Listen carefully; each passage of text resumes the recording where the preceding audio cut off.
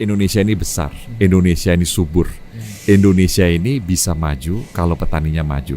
Saya berharap Tanihub akan menjadi agen, menjadi pilar yang akan menjembatani kesejahteraan petani karena bisa mendekatkan antara hulu sama hilir, petani juga dengan konsumen. Untuk itu, Tanihub Group juga butuh dukungan dari Bapak Menteri Perdagangan Republik Indonesia, 100%. 200% juga boleh, Pak. 1000 deh.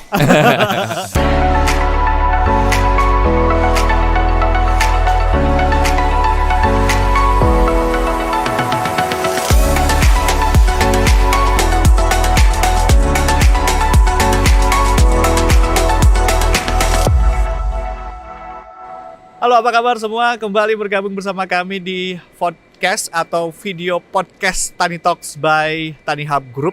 Dan tentunya perbincangan kali ini tidak kalah menariknya dengan perbincangan atau tema-tema sebelumnya. Kalau sebelumnya kita pernah bicara soal petani milenial, juga pernah bicara soal korporatisasi pertanian. Nah, kali ini Tani Talks akan berbincang mengenai produk petani lokal yang go pasar internasional. Dan tentunya tamu kita di Tani Talks kali ini tidak kalah penting dan tidak kalah menarik untuk kita tanya-tanya. Tentunya sudah hadir bersama kita di sini Menteri Perdagangan Republik Indonesia Bapak Muhammad Lutfi. Selamat datang Pak Lutfi. Terima kasih datang di NFC National Fulfillment Center kita. Ini adalah salah satu fasilitas kita Pak di Tanihub Group. Pak Lutfi tadi udah muter-muter ya, udah keliling-keliling ya? Sudah muter. Komen dong Pak tentang NFC. Saya terus terang saja merasa bangga sekali ya, karena saya kan melihat fasilitas seperti begini terakhir itu di Yakima, Washington. Wow. Jadi itu adalah tempat petik buah apel yang mensuplai sebagian apel dunia. Dan di situ dilihat bagaimana cara memetiknya, freezernya, dijaga di temperatur kontrol. Kemudian saya juga melihat bagaimana mereka punya sustainability daripada barang-barangnya gitu loh. Jadi saya merasa bahwa ini kelasnya kelas dunia dan saya ikut bangga melihat NFC ini. Jadi setelah yang pertama melihat di United States, setelah itu melihat yang di Tanihub Group di Indonesia ya. Jadi waktu itu kan tugas di Amerika. Ya, jadi kita mau lihat tentang bagaimana mereka memetik dan menjaga distribusi apel. Nah ini kan fresh produce seperti NFC ini. Nah jadi saya melihat bagaimana similarity atau kesamaan antara proses dan fasilitas di Amerika. Itu saya terakhir lihat bulan November, awal November 2020.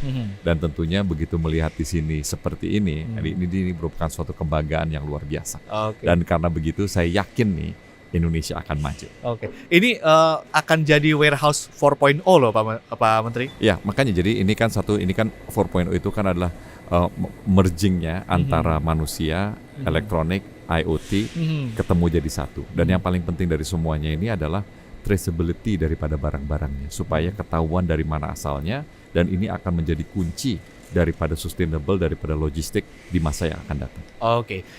Pak Lutfi, kalau kita bicara soal e-commerce nih atau perdagangan melalui digital gitu ya, digital platform, ini ternyata selain digitalisasi yang memang mengakselerasi, tapi juga ternyata pandemi malah membuat e-commerce sangat booming, termasuk di Tanihub Group kita, e-commerce kita juga booming. Ini tren e-commerce akan seperti apa sih Pak Lutfi? Ya, kalau saya rasa memang ini sesuatu keniscayaan ya, karena kita mempunyai lebih dari 17.000 pulau. Kita punya 270 juta rakyat Indonesia. Nah, jadi kalau saya boleh mundur sedikit tentang Indonesia ini. Jadi Indonesia ini selalu saya bilang adalah negara yang sedang bergegas. Negara yang sedang keburu-buru. Kenapa dia keburu-buru? Jadi keburu-burunya itu begini. Kita ini datang dari satu deadline, dari satu batas ke batas yang lain. Jadi saya cerita tadi bahwa Indonesia ini tahun 98, udah lahir belum? Udah dong. Saya kolonial loh Pak. Enggak, kelihatannya masih muda sekali. Alhamdulillah. Jadi tahun 98 ekonomi kita itu di clock per kapita itu $463. 20 tahun kemudian, tahun 2018, ekonomi Indonesia itu mencapai $4.051 per kapita. Jadi artinya dalam 20 tahun tumbuh 10 kali lipat 1000%. Mhm. Itu setengah mati Mhm. karena itu memerlukan disiplin, reformasi dan juga demokratisasi Mhm. yang bukan suatu hal yang mudah. Nah, karena kita berhasil masuk ke kelas menengah tahun 2018, tiba-tiba kita ketemu deadline lagi satu lagi. Jadi dari dalam 20 tahun atau mungkin dari sekarang ini sisanya tinggal 22 tahun, Indonesia itu menghadapi deadline berikutnya, yaitu karena studi dari OECD mengatakan tidak ada satu negara pun berhasil menjadi negara maju. Jadi negara maju itu mesti 12.500 pendapatan per kapitanya. Ya, tidak ada satu negara pun berhasil menjadi negara maju kalau mereka rakyatnya lebih banyak orang tuanya dari anak mudanya.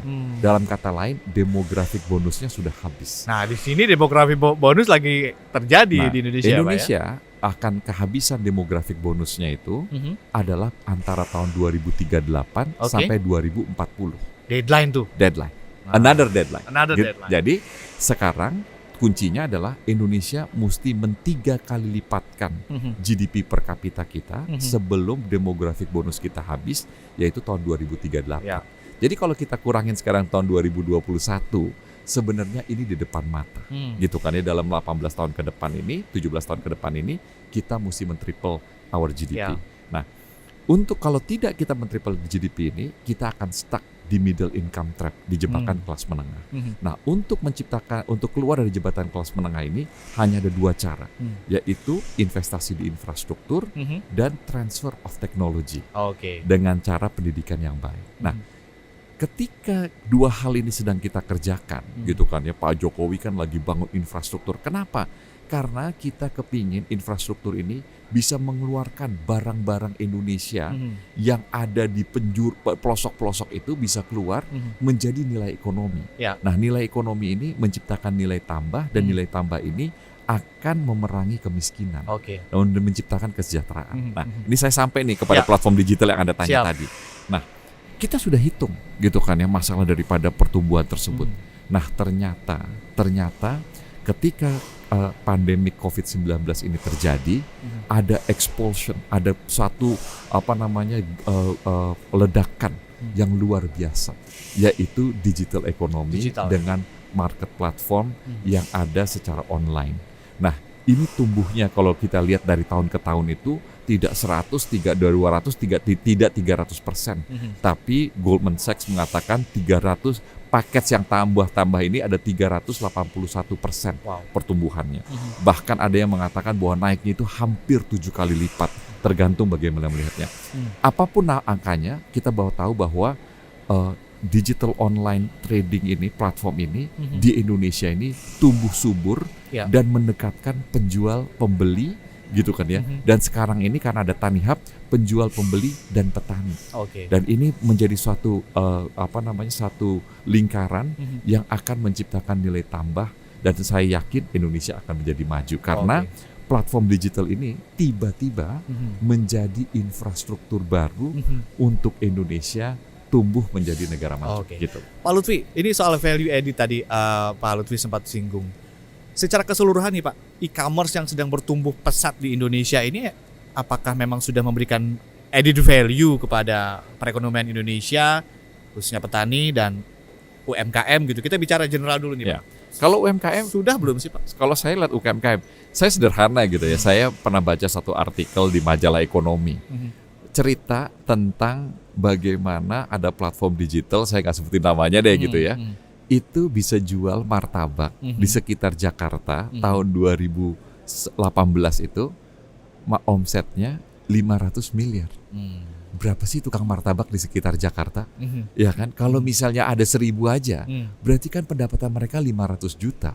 Udah pasti lebih gede daripada gaji menteri itu. Gitu loh. Gitu ya, udah Pak? pasti. Kalau 500 juta, kan cost of goods sold-nya misalnya 200 juta, 300 juta dibagi 12, itu gaji menteri cuma 19 juta. Gitu loh ini. Jadi ini adalah suatu nilai tambah. Artinya digital ekonomi atau platform digital ini sudah menciptakan nilai tambah baru bagi perekonomian Indonesia. Baik, Pak Lutfi, kalau kita lihat kan ini agritech Tani Hub ini kan memiliki ekosistem yang sangat-sangat so far memang sangat lengkap gitu ya, end to end. Ada pembiayaannya, ada supply chain-nya, ada tani supply, ada juga Tani Hub e-commerce-nya.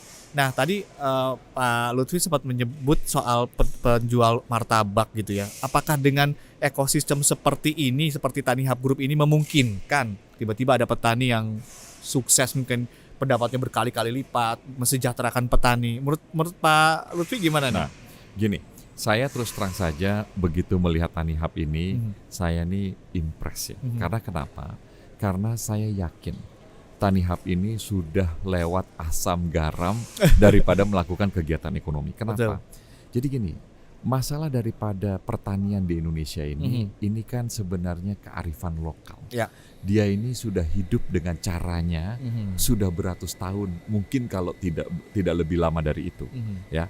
Nah, jadi salah satu yang paling penting di dalam ekosistem ini adalah pendanaan untuk petani. Jadi pendanaan untuk petani. Jadi kalau orang bilang mempunyai sifat negatif tentang misalnya tengkulak atau itu adalah sebenarnya kearifan lokal. Karena kenapa? Mereka saling membantu, gitu kan. Jadi yang punya uang memberikan pembiayaan, nanti perlu buat uang sekolah, buat uang seragam, dibiayain. Nah, sekarang ini Tani Hub itu sudah menjadi salah satu kearifan lokal baru. Kenapa? Sekarang sudah ditawarkan oleh Tani Hub karena tadi kan ada financingnya gitu kan ya. Financing ini menjadi sangat yang penting buat petani-petani kita. Ini bukan hanya petani di Indonesia, tetapi juga petani di luar negeri. Ini pemerintah itu sangat care dan sangat mempunyai intervensi yang tinggi terhadap kehidupan hajat hidup petani tersebut. Nah, karena Tani Hub mempunyai daya penetrasi baru untuk pertanian itu, saya yakin ini akan menjadi kultur baru bagi Indonesia. Kultur baru. Ya, nah kultur baru ini adalah industrialisasi. Ini menurut saya kan kita mencoba supaya ada namanya food estate. Itu industrialisasi dari hulunya. Tetapi kadang-kadang hilir yang menarik itu jauh lebih efektif daripada hulu yang mendorong. Jadi kalau di Amerika contohnya atau di negara-negara maju, negara-negara yang punya uang, mereka itu mensubsidi petani itu bukan dari hulu. Seperti kita kasih bibit, kasih pestisida, tetapi dari hilirnya dengan harga jual yang baik. Nah, jadi saya lihat kemarin tadi harga jualnya udah luar biasa. Jadi jauh lebih tinggi daripada harga standar. Karena ini saya keluar masuk dari pasar induk, pasar biasa. Hari ini saya melihat bagaimana saya yakin petani ini akan sejahtera. Meskipun happy lah gitu ya, Pak ya. Pasti. Gitu. Pak Lutfi. Jadi perlukah saat ini perdagangan komoditas pertanian itu masuk ke platform digital? Nah, gini, masuk ke platform digital itu adalah satu keharusan yang tidak bisa kita elakkan. Karena produk digital ini mendekatkan antara hulu sama hilir, penjual sama pembeli, penjual sama petani, petani sama bisnis, petani sama konsumen. Ini didekatkan oleh platform digital. Nah, platform digital ini akan menjadi medium, akan menjadi media yang bukan saja memberikan nilai tambah bagi konsumen karena mereka bisa memilih, tetapi juga yang paling penting nilai tambah untuk petani. Karena dengan begitu, karena menjadi dekat, rentenya akan hilang, penghasilan petani itu menurut hemat hijau saya akan jauh lebih bagus dan akan menjadi jauh lebih baik di masa-masa yang akan datang. Nih ada satu pertanyaan nih Pak Lutfi, menarik sih sebetulnya karena saya sempat bincang-bincang dengan beberapa orang gitu ya, termasuk dengan CEO Tani Hub Group Mas Pamitra Wineka bilang ke saya kalau Pak Lutfi itu adalah seorang pemimpin yang visioner tapi sekaligus eksekutor yang gesit. Nah, dengan saat ini menjadi Menteri Perdagangan, apakah Bapak punya rencana dalam kebijakan perdagangan untuk kemudian mengatur khusus komoditas pertanian dan juga digitalisasi ini untuk perdagangan? Karena Kementerian Perdagangan itu bersinggungan erat sekali dengan masalah daripada perdagangan, terutama perdagangan bahan-bahan pangan ini. Tentunya saya harus membuat ekosistem yang dikerjakan oleh Tani Hub ini menjadi baik. Ya. Yang kedua, saya berkeyakinan karena transparansi daripada harga yang dikasih oleh platform digital itu akan memberikan nilai tambah dari hulu sampai hilir. Stabilitas harga nih. Dengan begitu stabilitas harga akan terjadi atau kesinambungan harga akan terjadi. Dan yang paling penting, petani mendapatkan harga terbaik daripada produksinya dan konsumen akan mendapatkan harga terbaik daripada apa yang dibelinya. Jadi ini merupakan suatu yang saya akan jaga, saya akan urus, dan kalau mungkin teman-teman sudah dengar gitu kan ya, bahwa saya ini akan mengintervensi daripada akan membuat aturan daripada platform digital ini untuk bisa menciptakan suatu perdagangan yang adil dan perdagangan yang bermanfaat. Saya berkeyakinan platform digital yang dikembangkan oleh Tanihub ini akan menjadi pilar daripada bukan hanya bagi kesejahteraan petani, tetapi sebagai medium untuk Indonesia menjual di pasar ekspor. Jadi Pak, kalau kita lihat kan menjelang Lebaran misalnya ya, harga kan biasanya fluktuatif tuh kalau di luaran sana. Tapi kan kalau dengan platform digital ini kan harga relatif lebih bisa kompetitif karena memang kita jaga dari hulu hingga hilir. Ini gimana Pak? Membantu dalam stabilisasi harga dong kan Pak? Saya sangat mendukung karena ini bukan hanya membantu Kementerian Pertanian, Kementerian Perdagangannya, tetapi semuanya. Jadi ini ekosistemnya yang dijaga. Jadi ini karena ini satu bagian yang kita mesti kerjakan.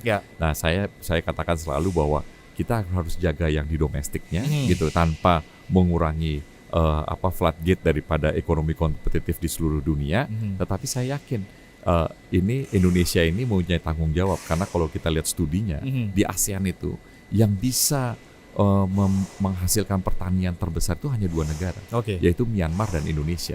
Jadi saya bilang sama Eka tadi bahwa tugas daripada Tanihub itu bukan hanya memfeed orang Indonesia, tetapi menjadi platform supaya orang Indonesia, buah Indonesia bisa juga menguasai pasar regional bahkan mendunia. Jadi akan disupport nih Pak, platform digital Tanihub Group untuk melakukan ekspor ke luar. Mungkin akan dibukakan channel-channelnya nih Pak. Pasti dong, itu tugas dan tanggung jawab. Serius nih Pak, kita catat nih Pak. Pasti dicatat.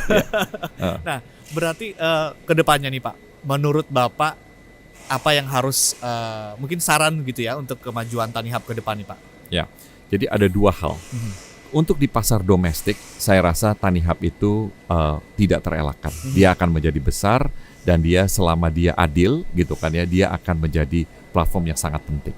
Tetapi di masa yang akan datang, masalah keamanan dari pangan itu juga mesti diperhatikan. Food safety. Jadi food safety ini untuk ke internasional nanti mesti tahu Tanihub siapa dia beli dari mana, siapa petaninya, siapa yang metik, dan siapa yang memproses. Saya berkeyakinan ini adalah challenge dan tantangan baru, tetapi saya berkeyakinan bahwa Tanihub pasti akan bisa. Tapi untuk ini Pak, sedikit tentang kebijakan Bapak soal perdagangan yang fair gitu ya. Ini detailnya seperti apa sih Pak? Mungkin bisa di Jadi gini, saya terus terang saja gitu kan ya, dapat pesan dari seluruh banyak pihak, termasuk dari Bapak Presiden. Banyak sekarang platform-platform digital itu yang melakukan kegiatan daripada perdagangan yang tidak fair. Misalnya predatory pricing. Ini merupakan sesuatu yang mengganggu. Karena ini mengganggu daripada pelaku-pelaku ekonomi Indonesia, terutama UMKM. Jadi dari white labeling, dari artificial intelligence, memang pelaku ekonomi UMKM Indonesia itu belum bisa bersaing di pasar yang bebas seperti ini. Nah, oleh sebab itu saya akan atur, Kementerian Perdagangan akan atur supaya pelaku-pelaku ekonomi ini juga tidak curang. Dan karena kalau sekarang ini kan Tanihub masih berbicara dalam pasar domestik. Nah, ketika dia akan menjual pasarnya ke luar negeri, itu akan melihat opportunity bolak-balik, artinya untuk ekspor dan impor, gitu kan ya. Nah, saya memastikan bahwa untuk barang-barang impor ini tidak boleh menghancurkan pelaku-pelaku ekonomi Indonesia, terutama kalau dilakukan secara curang. Misalnya bakar uang, itu merupakan sesuatu yang sangat menyakitkan. Tapi dalam kondisi seperti ini Tanihub malah ekspor nih Pak. Makanya saya bilang saya nggak bisa ngomongin yang sama karena kan tidak ada impornya, hanya ekspornya saja gitu kan. Nah, tetapi untuk ekspor itu juga makin lama itu makin banyak requirement-nya. Dan ini makanya saya nanti akan bersama-sama Tanihub memastikan bahwa produk-produk yang dipasarkan oleh Tanihub itu bukan saja punya acceptability yang tinggi di luar negeri, tetapi juga bisa laku di luar negeri secara bagus. Bungkus Pak. Bungkus. Oke, terakhir Pak, apa pesan Bapak untuk para petani Indonesia? Saya berharap bahwa Indonesia ini besar, Indonesia ini subur, Indonesia ini bisa maju kalau petaninya maju. Saya berharap Tanihub akan menjadi agen, menjadi pilar yang akan menjembatani kesejahteraan petani karena bisa mendekatkan antara hulu sama hilir, petani juga dengan konsumen. Untuk itu, Tanihub Group juga butuh dukungan dari Bapak Menteri Perdagangan Republik Indonesia, 100%. Pak Muhammad Lutfi. Baik. 200% juga boleh, Pak. 1000 deh. Ngomongin perdagangan malah tawar-tawaran. Terima kasih Pak kasih, Muhammad Lutfi telah bergabung bersama kami menjadi tamu yang sangat inspiratif di Tani Talks pada episode kali ini. Demikian tadi bincang-bincang kita di Tani Talks, bicara soal perdagangan, khususnya komoditas pertanian, sekaligus juga melepas komoditas ekspor komoditas pertanian dari Tanihub Group ke sejumlah negara. Terima kasih dan sampai jumpa.